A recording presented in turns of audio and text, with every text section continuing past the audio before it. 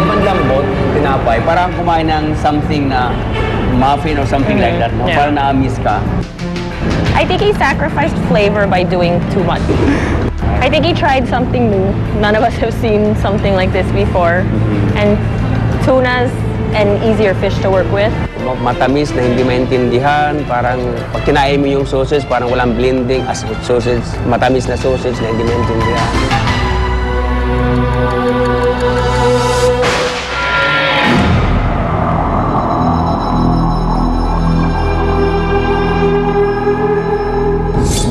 Cooks, ang ating masters of the table, na-impress sa ilan sa inyo. Nagulat at naging creative daw kayo at meron kayong kakaibang ginawa. Natuwa sila kung paano nyo ginamit ang mga delata. Meron namang na-weirdohan sa iba sa mga dishes ninyo, pero nasarapan naman sila.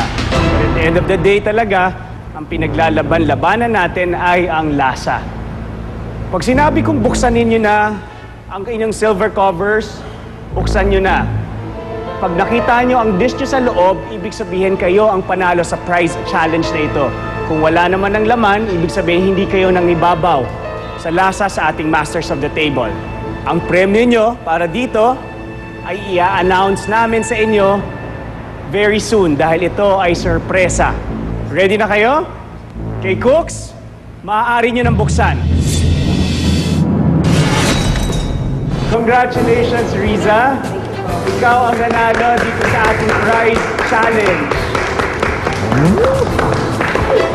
Maaari nyo nang i-congratulate at lapitan si Riza.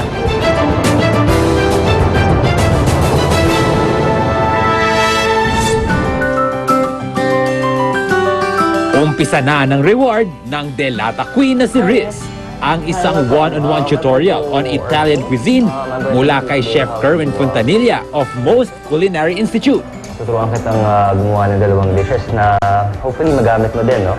Gagawin natin today is, one is yung ating fresh pasta with may pesto, na-infuse ng pesto. Tapos meron din siyang anchovies, also may mga olive siya. So madali lang gawin yun, kung mag-alala.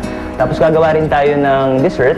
Ang tawag naman sa dessert na yun ng mga Italians ay sabayoni. So ang ginagawa ko ngayon ay yung pesto natin. Actually gagamitin natin ito for the pasta natin. Okay? So naglagay na ako dito ng kaunting garlic, naglagay na ako ng basil, naglagay na ako ng pine nuts, naglagay na ako ng parmesan cheese, tsaka ng olive oil.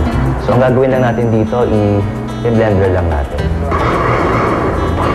Kung sakali naman wala kang blender, pwede ka gumamit dito ng almirez. Iaan mo lang siya, ipapound mo lang siya.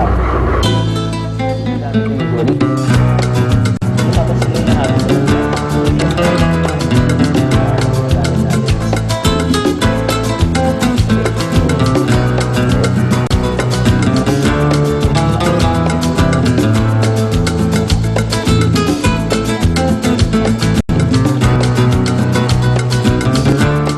may bonus pang tips si Riz sa pagluluto ng pasta.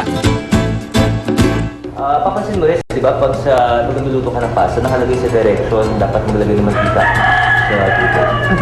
Pero actually, kahit hindi ka maglagay ng mantika, hindi magdidikit yan. Ang pasta kasi, kaya hindi siya nagdidikit pag niluluto niya is because na kumukulo yung tubig eh. So, siyempre, pag kumukulo yung tubig, wala tayo na magdikit-dikit yung pasta. So, paano ba siya chine-check kung tama na yung doneness? Usually, kumukuha na isa, tapos pinipisi lang yan.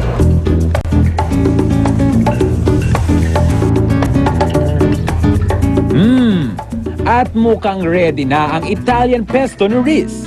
So this is our, you call this our pesto fettuccine aglio olio with anchovies. Aglio olio, when you say aglio olio, it means it's fresh pasta that's cooked very simple with oil and garlic. So yun yung base niya. That's aglio olio. Siyempre naglagay tayo ng anchovies. We call it anchovy aglio olio. Tapos siyempre, since we used fresh pasta that's infused with pesto, we call it pesto fettuccine. Ganun lasa. Sarap. Gulat tuloy ako rin. Then gagawin naman natin yung dessert natin. So yung dessert naman natin, ang tawag dito sabayoni. Isa sa mga classic na dessert ng mga Italiano yan. Itong sabayoni kasi, ang tawag dito custard. Ibig sabihin, ginagamitan siya ng egg yolks. Now, ang gagawin natin, yung egg yolks, lutuin natin yan sa mainit na tubig. Pero syempre, hindi natin siya pwede lutuin diretso sa apoy. Kasi pag diretso sa apoy, ang mangyayari dyan, parang magiging scrambled egg yung egg yolk natin. Syempre, ayaw natin mangyari yun. Halo natin yung ating strawberries. Maghalo tayo ng kaunti. So, ang gagawin natin dito is ilalagay natin siya, lulutuin natin siya dun sa ating hot water bath. Kasi dapat hindi siya diretso sa apoy. Kasi pag diniretso natin sa apoy yan, ang mangyayari dyan, para tayo nag-serve ng scrambled egg na may strawberry.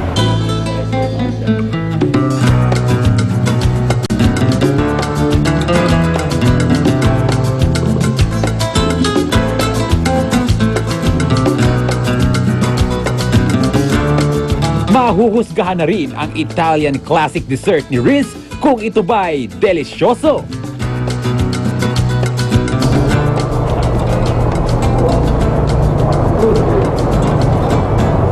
Ba't gano'n na naman ang lasa? Masarap. Congratulations, Riz. Congratulations. It was nice meeting you also.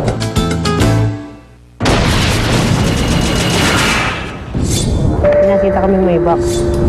Hindi naman siguro sila magkukulong ng hayop dito sa napakaliit na kahon na to, no?